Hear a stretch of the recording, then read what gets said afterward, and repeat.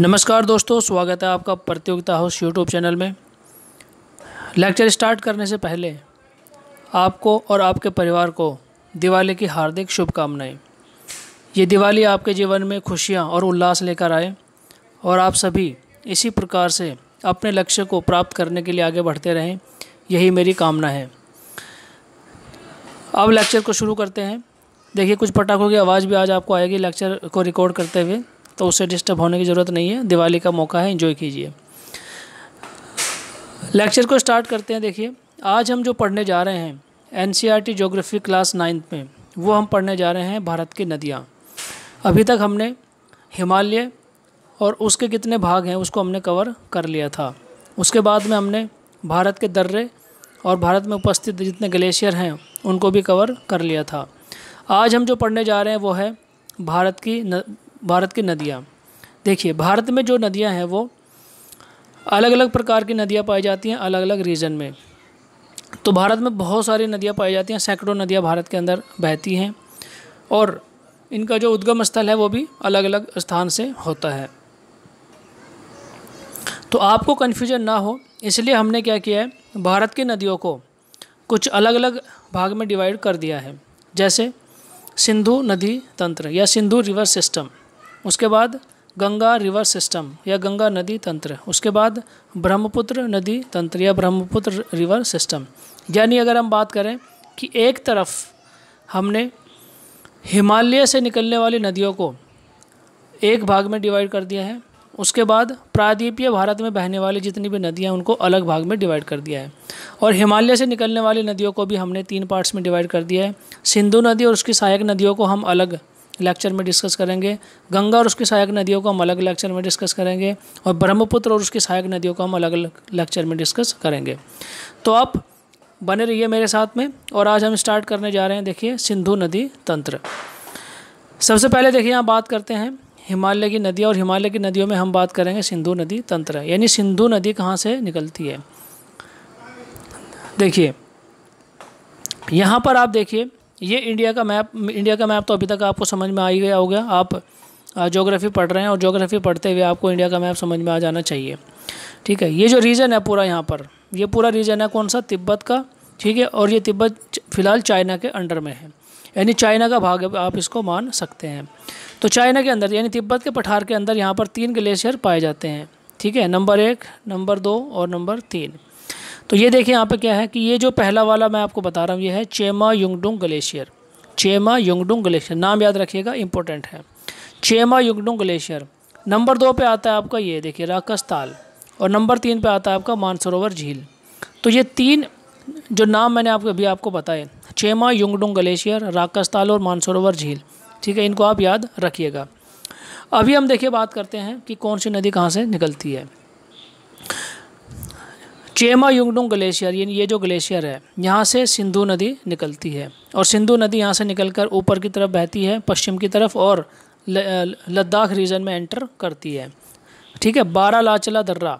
ठीक है, ये जो यहाँ पर दर्रा दिख रहा है, क्या, बारालाचला दर्रा।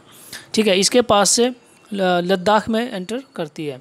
उसके बाद सेकंड नंबर पर यहाँ पर देखिए जरा, क्या है, राकस ताल। राकस ताल से कौन सी नदी निकलती है, राकस ताल से आपकी सतलज नदी निकलती है, और शिपकिला दर्रे के पास से उत्तराखंड में एंटर करती है, और फिर नेक्स्ट आगे तक बहती हुई जाती है। उसके बाद यहाँ पे देखिए नेक्स्ट, ये है आपका सबसे नीचे वाला पोर्शन, ये है आपका क्या, मानसरोवर झील। ब्रह्मपुत्र नदी, यानी ये जो नदी आप देख रहे हैं यहाँ से यहाँ तक, ये है ब्रह्मपुत्र नदी। चाइना में इसको सांगपो बोलते हैं। ठीक है, क्या बोलते हैं, TSANO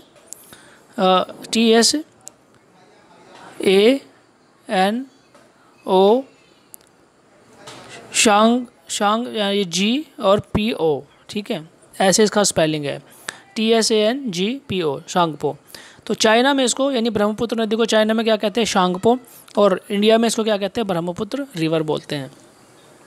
ठीक है, तो इस तरह से आप ध्यान से इसको मैप के ऊपर आप ड्रॉ कर सकते हैं, प्रैक्टिस भी कर सकते हैं, और यहाँ पर भी आप देख सकते हैं। ठीक है, चलिए उसके बाद देखिए आगे चलते हैं। अब ये चीज़ मैं आपको मैप पे पढ़ा रहा हूँ, अभी नेक्स्ट जो स्लाइड आएगी उसके अंदर ये पूरा जो इन्फॉर्मेशन जो मैं आपको बोल रहा हूँ अभी, ये पूरा इन्फॉर्मेशन वहाँ पर लिखा हुआ है।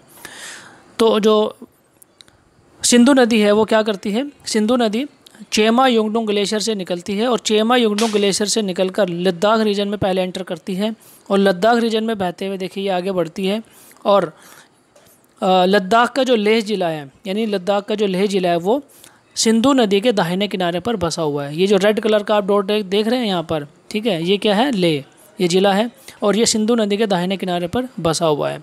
उसके बाद देखिए आगे बढ़ते हुए सिंधु नदी यहाँ पर क्या है, एक सिंधु गार्ज का निर्माण करती है, यानी पाकिस्तान में एंटर करने से पहले पाकिस्तान में गिलगिट, यानी पाकिस्तान का भाग है गिलगिट, वहाँ पर एंटर करने से पहले सिंधु नदी एक गार्ज का निर्माण करती है और इस गार्ज का निर्माण करते हुए सिंधु नदी पाकिस्तान में एंटर होती है और फिर आगे बढ़ते हुए पाकिस्तान में प्रवाहित होते हुए मिठानकोट एक जगह है, ठीक है, वहाँ तक पहुँचती है। पाकिस्तान के मिठानकोट में सतलज नदी सिंधु नदी में आकर मिल जाती है, यानी वो नदी जो राक्षसताल से निकली थी ये यहाँ पर सतलज नदी है और ये यहाँ मैंने आपको बताया था कि शिपकिला दर्रा है, उत्तराखंड के शिपकिला दर्रे से भारत में एंटर करती है और उसके पास उत्तराखंड, हिमाचल और फिर पंजाब से प्रवाहित होते हुए, ठीक है, पाकिस्तान के मिठानकोट में आकर सिंधु नदी में मिल जाती है, ठीक है। तो इस तरह से आप इसको याद रख सकते हैं।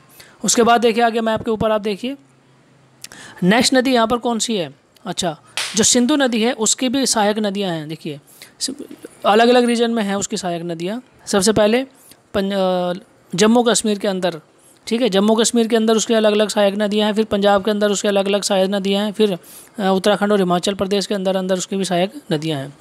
वैसे अगर हम बात करें सिंधु नदी तंत्र की, तो सिंधु नदी की ये सहायक नदियाँ देखिए कौन कौन सी, झेलम जम्मू कश्मीर में, चिनाब,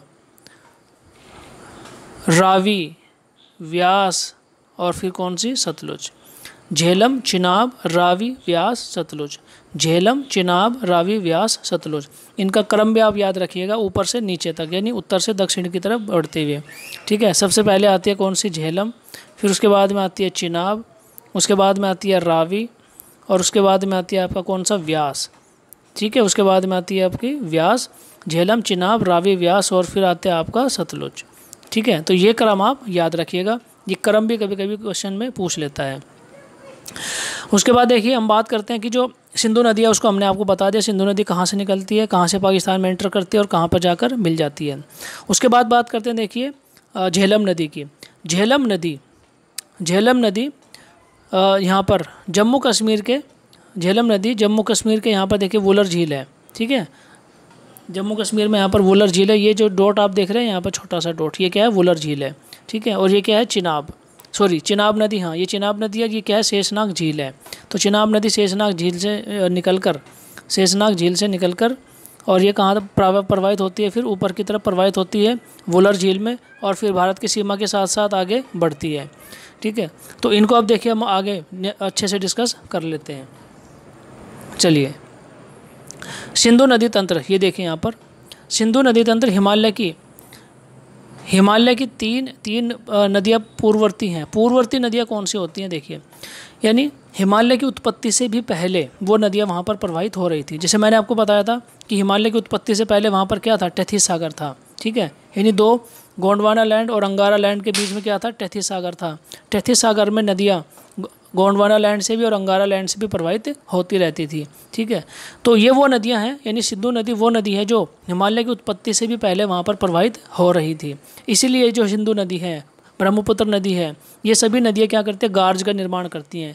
क्यों? क्योंकि जब ये नदी प्रवाहित हो रही है ऑलरेडी वहाँ पर, धीरे धीरे वहाँ पर क्या पर्वत का निर्माण होता है, तो ये नदी क्या करती है, अपना रास्ता नहीं बदलती, उस पर्वत को धीरे धीरे काटती रहती है और वहाँ पर एक गहरी घाटी का निर्माण हो जाता है। उसी घाटी को क्या कहते हैं, गार्ज कहते हैं, ठीक है। इसको आप ऐसे समझ लीजिए, देखिए ये नदी मान लो यहाँ पर ऐसे ऐसे प्रवाहित हो रही है, ठीक है, और यहाँ पर क्या होता है, जो भौगोलिक परिस्थितियाँ उनके कारण यहाँ पर मान लो क्या हो रहा है, एक पर्वत का निर्माण हो रहा है। तो ये जो नदी है ये ऐसे नहीं है कि ये अपना रास्ता इधर से ऐसे बदल लेगी, नहीं, ये नदी यहीं बहती रहेगी, ठीक है। और जो ये पर्वत है ये क्या हो जाएगा, ये यहाँ से ऐसे और यहाँ से ऐसे तो ऊपर उड़ जाएगा, बट इसको बीचों बीच क्या हो जाएगा, यहाँ पर ये एक गहरी घाटी का निर्माण हो जाएगा, ठीक है। इसी को क्या कहते हैं, गार्ज कहते हैं। तो दोनों चीज़ें आपको समझ में आ गई होगी, ठीक है, पूर्ववर्ती नदी क्या होता है और गार्ज क्या होता है, तो ये मैंने आपको यहाँ पर बता दिया, ठीक है। उसके बाद देखिए सिंधु गार्ज मैंने आपको बताया जम्मू कश्मीर में सिंधु नदी पर गिलगिट के पास स्थित है, जहाँ से सिंधु नदी पाकिस्तान में एंटर करती है। उसके बाद आगे चलते हैं, देखिए शिपकिला गार्ज। शिपकिला गार्ज क्या है, देखिए सतलज नदी हिमाचल प्रदेश में, सतलज नदी कहाँ से, मानसरोवर झील से निकलकर सतलज नदी शिपकिला दर्रे के पास से होकर एंटर करती है हिमाचल प्रदेश में, तो वहाँ पर शिपकिला गार्ज का निर्माण हो जाता है। उसी प्रकार से देखिए दिहंग गार्ज, जब ब्रह्मपुत्र नदी अरुणाचल प्रदेश में एंटर करती है, ब्रह्मपुत्र नदी अरुणाचल प्रदेश में एंटर करती है, तो वह हिमालयों को काट कर एक गार्ज का निर्माण करती है, जिसको कहते हैं क्या, दिहंग गार्ज। ठीक है, इंपॉर्टेंट है, याद रखिएगा। उसके बाद में देखिए आगे, हिमालय की 3 पूर्ववर्ती नदियाँ हैं। हिमालय की 3 पूर्ववर्ती नदियाँ कौन कौन सी, सिंधु नदी, सतलज नदी और ब्रह्मपुत्र नदी। ये इनको आप याद रखिएगा। सिंधु नदी चीन, भारत और पाकिस्तान में होकर प्रवाहित होती है। उसी प्रकार सतलज नदी चीन, भारत और पाकिस्तान में, और ब्रह्मपुत्र नदी चीन, भारत और बांग्लादेश में प्रवाहित होती है।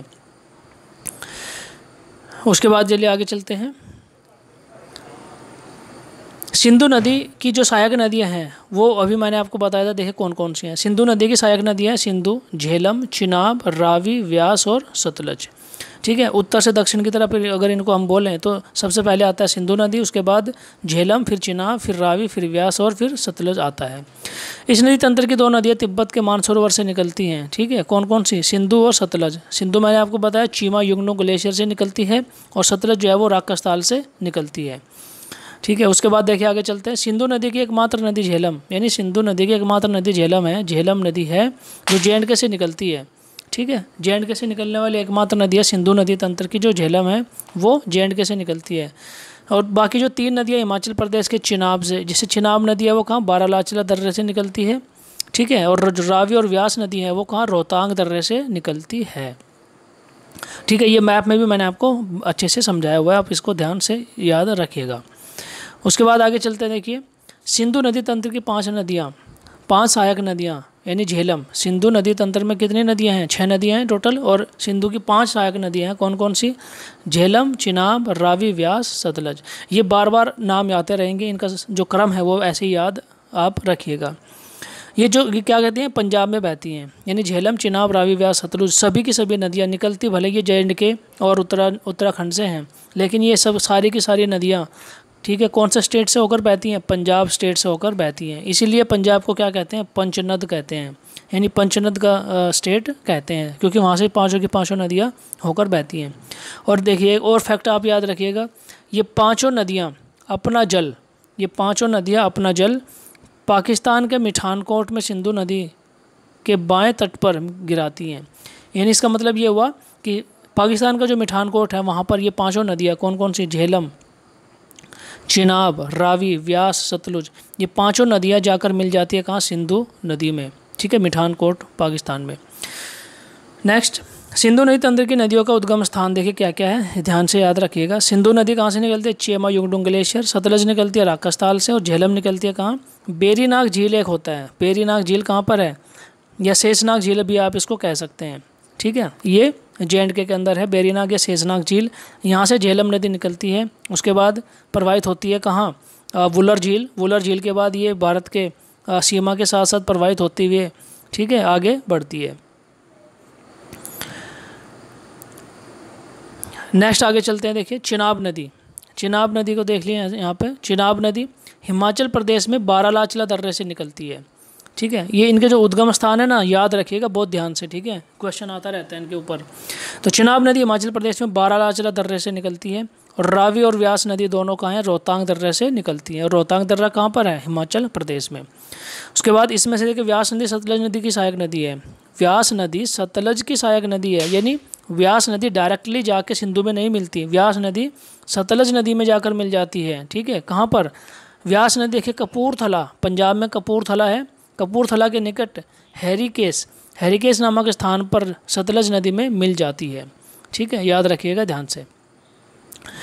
नेक्स्ट देखिए बात करते हैं सिंधु नदी है। सिंधु नदी तंत्र की प्रमुख नदी है, और सिंधु नदी ब्रह्मपुत्र के बाद भारत में बहने वाली दूसरी सबसे लंबी नदी है। यानी भारत में बहने वाली ब्रह्मपुत्र नदी सबसे ज़्यादा लंबी है जो भारत में प्रवाहित होती है। उसके बाद अगर किसी का नंबर आता है तो वह है सिंधु नदी तंत्र। तो भारत की 6 सबसे लंबी नदियों का क्रम यहाँ पे दिया हुआ है, देखिए आप ध्यान से इनको याद रखिएगा। इस पर भी क्वेश्चन बनता है कि 3 या 4 नदियाँ आपको दे देगा, ठीक है, और फिर उनकी लंबाई दे देगा, फिर बोलेगा कि इनको घटते हुए या बढ़ते हुए क्रम में लगाइए। तो इसलिए इनको ध्यान रखिएगा। देखिए ब्रह्मपुत्र नदी की लंबाई है 2900 किलोमीटर, 2900 किलोमीटर। सिंधु नदी की है 2880, गंगा 2525, सतलज की 1500, गोदावरी की है 1465 किलोमीटर और यमुना की है 1385 किलोमीटर। गोदावरी को साउथ की सबसे लंबी नदी भी माना जाता है, साउथ की सबसे लंबी नदी माना जाता है। और यमुना नदी गोदावरी से छोटी है। ठीक है, ये सब फैक्ट्स जो यहाँ पे दिए हुए हैं आप याद रखिएगा। तो सिंधु नदी जे.एंड.के में लद्दाख व जास्कर पर्वत श्रेणियों के बीच से होकर प्रवाहित होती है और सिंधु नदी के दाहिने किनारे पर लेह जिला है। उसके बाद देखिए आगे नेक्स्ट, लद्दाख जिला सिंधु नदी के दाहिने किनारे पर बसा है। ये भी मैंने आपको बताया। सिंधु नदी ये लद्दाख नहीं है, लेह है। लद्दाख का जिला क्या है? लेह। ठीक है, ले आप इसको कर लीजिएगा। सिंधु नदी गिलगिट के पास एक गार्ज का निर्माण करती है, जिसको क्या कहते हैं? सिंधु गार्ज कहते हैं उसको। ठीक है ना, सिंधु गार्ज कहते हैं। उसके बाद देखिए आगे चलते हैं, झेलम नदी, यानी सिंधु की सहायक नदी है झेलम नदी। तो झेलम नदी जम्मू कश्मीर में बेरीनाग के पास स्थित शेषनाग झील से निकलती है। ठीक है, उद्गम स्थान याद रखिएगा ध्यान से। और शेषनाग से निकलकर झेलम नदी श्रीनगर के समीप होते हुए वुलर झील में मिल जाती है। ठीक है, फिर वुलर झील से आगे झेलम नदी बढ़ती है और भारत पाक सीमा के साथ साथ बहती हुई पाकिस्तान में चली जाती है। ठीक है, इतना ही इसका काम है। तो श्रीनगर झेलम नदी के तट पर बसा हुआ है और झेलम नदी अनंतनाग से बारामूला तक नौकागम होती है। अनंतनाग से बारामूला तक, यानी यहाँ पर नौकायन किया जा सकता है, इसमें नाव चलाई जा सकती है। उसके बाद में बात करते हैं चिनाब नदी की। देखिए यहाँ पर, तो चिनाब नदी हिमाचल प्रदेश के बारालाचला दर्रे से होकर निकलती है चिनाब नदी। ठीक है, उसके बाद देखिए बात करते हैं रावी और व्यास नदी की। रावी और व्यास नदी कहाँ से निकलती है? रोहतांग दर्रे से निकलती है हिमाचल प्रदेश के। ठीक है, और जो व्यास नदी है वो किसकी? सतलज की सहायक नदी है। सतलज में जाकर मिल जाती है। कहाँ पर? कपूरथला के निकट हैरिके नामक स्थान पर, इसलिए वहाँ पर एक हैरिके बैराज भी बनाया हुआ है। ठीक है, उसके बाद देखिए सतलज नदी आती है। तो सतलज नदी कहाँ से निकलती है? सतलज नदी मानसरोवर झील से निकलती है। ठीक है, मानसरोवर झील से निकलती है और मानसरोवर झील के पास राक्षसताल से निकलकर हिमाचल प्रदेश के, हाँ, मानसरोवर झील के निकट एक राक्षसताल एक झील है, वहाँ से निकलती है सतलज नदी। और यहाँ से निकलकर ये सिपकिला दर्रा, ठीक है, हिमाचल का एक सिपकिला दर्रा है, उसके पास से होकर एंटर करती है, जहाँ पर ये सिपकिला गार्ज का निर्माण करती है। और नेक्स्ट, सतलज नदी हिमाचल प्रदेश में सिपकिला गार्ज का निर्माण करती है। ठीक है, उसके बाद देखिए आगे देखिए, तो दो राज्यों से होकर बहती है। दो राज्यों से होकर कौन कौन से? हिमाचल प्रदेश और पंजाब से होकर बहती है सतलज नदी। और सतलज नदी सिंधु नदी तंत्र की शेष 4 नदियों का जल लेकर पाकिस्तान के मिठानकोट में सिंधु नदी से मिल जाती है। इसका क्या मतलब हुआ? इसका ये मतलब ये हुआ कि सिंधु नदी की जो अन्य 4 सहायक नदियाँ कौन कौन सी? झेलम, चिनाब, रावी और व्यास, ये चारों की चारों नदियाँ कहाँ मिल जाती हैं? सतलज में आकर मिल जाती हैं। और फाइनली सतलज नदी जाकर मिलती है किसमें? सिंधु नदी में। पंचनद के अलावा निम्नलिखित नदियाँ भी सिंधु नदी में जाकर मिलती हैं। और कौन कौन सी सहायक नदी हैं देखिए सिंधु नदी की, वो अभी मैं आपको बताता हूँ। ठीक है, नेक्स्ट देखिए यहाँ पर जास्कर, इम्पोर्टेंट है, याद रखिएगा, बहुत ही ज़्यादा इम्पोर्टेंट है। जास्कर, शांग, सिगार, गिलगिट, ये जम्मू कश्मीर में उपस्थित हैं, सिंधु नदी की सहायक नदियाँ हैं। उसके बाद देखिए आगे, इसके अलावा कुछ अन्य छोटी नदियाँ सिंधु नदी के दाएं तट पर आकर मिलती हैं। कौन कौन सी? शोक, काबुल, कुर्रम और गोमल, ये भी जे.एंड.के में सिंधु नदी में आकर मिलती हैं। उसके बाद आगे बात करते हैं, देखिए सिंधु नदी का जल समझौता 1960 में भारत पाकिस्तान के बीच हुआ था, जिसको सिंधु जल समझौता कहते हैं। ठीक है, ये तो बहुत ही ज़्यादा इंपॉर्टेंट है, हमेशा न्यूज़ में रहता भी है। और इस समझौते के अनुसार पश्चिम की 3 नदियाँ, यानी ऊपर वाली जो 3 नदियाँ कौन कौन सी? एक तो है आपकी सिंधु नदी है। ठीक है, एक तो आपकी सिंधु नदी है, देखिए यहाँ पर ये सिंधु नदी है, और ये झेलम नदी और चिनाब नदी, यानी ऊपर वाली जो 3 नदियाँ हैं, इनका जो जल है, यानी का 80% जल वो पाकिस्तान को यूज़ करेगा, ये सिंधु जल समझौते में लिखा हुआ है। और इनका 20% जल जो है वो भारत यूज़ करेगा। ठीक है, उसके बाद जो नीचे की जो 3 नदियाँ हैं कौन कौन सी? देखिए यहाँ पर आने वाली रावी, व्यास और सतलज, ये नीचे वाली जो 3 नदियाँ हैं, ठीक है, इनका इस 80% जल वो भारत यूज़ करेगा और 20% जो जल है वो पाकिस्तान यूज़ करेगा। इसी को कहते हैं सिंधु जल समझौता। ठीक है, तो सिंधु जल समझौता में ये चीज़ लिखी हुई है कि ऊपर की जो 3 नदियाँ हैं कौन कौन सी? सिंधु, झेलम, चिनाब, इनका 80% जो पानी है वो पाकिस्तान यूज़ करेगा, 20% भारत यूज़ करेगा। और नीचे की जो 3 नदियाँ हैं, रावी, व्यास और सतलज, इनका 80% पानी भारत यूज़ करेगा और 20% पानी पाकिस्तान यूज़ करेगा। इसी को कहते हैं सिंधु जल समझौता। ठीक है, तो देखिए इसी प्रकार से हमने आज सिंधु नदी तंत्र, सिंधु रिवर सिस्टम को हमने बहुत अच्छे से कवर कर लिया है। ठीक है, आई होप ये आपको समझ आया होगा बढ़िया से। और ये जो सहायक नदियां हैं सिंधु की, इनको भी आप बढ़िया से याद रखिएगा, क्योंकि सहायक नदियों के बारे में हमेशा कोई ना कोई क्वेश्चन बनता रहता है। तो इसी प्रकार से आज हमने सिंधु नदी तंत्र को कवर कर लिया बढ़िया से। कल हम गंगा नदी तंत्र को कवर करेंगे और फिर उसके आगे नेक्स्ट लेक्चर में हम कवर करेंगे किसको, ब्रह्मपुत्र नदी तंत्र को। और फिर उसी प्रकार से हम प्रायद्वीप या भारत में जितनी बहने वाली नदियां हैं उनको हम कवर करेंगे। ठीक है, तो मुझे उम्मीद है कि ये लेक्चर आपको पसंद आया होगा, और अगर आपको ये लेक्चर पसंद आया है तो उसको आप अपने दोस्तों के साथ में, या वो स्टूडेंट्स जिनको ज़रूरत है ठीक है पढ़ने की, उनको उस साथ में इस लेक्चर को शेयर ज़रूर कीजिएगा। और एक बार फिर आपको दिवाली की हार्दिक शुभकामनाएँ। ठीक है, चैनल को सब्सक्राइब कर लीजिए, शेयर कर लीजिए और लेक्चर को देखते रहिए। अगले लेक्चर तक इंतज़ार करिए। तब तक के लिए thank you very much. Thank you.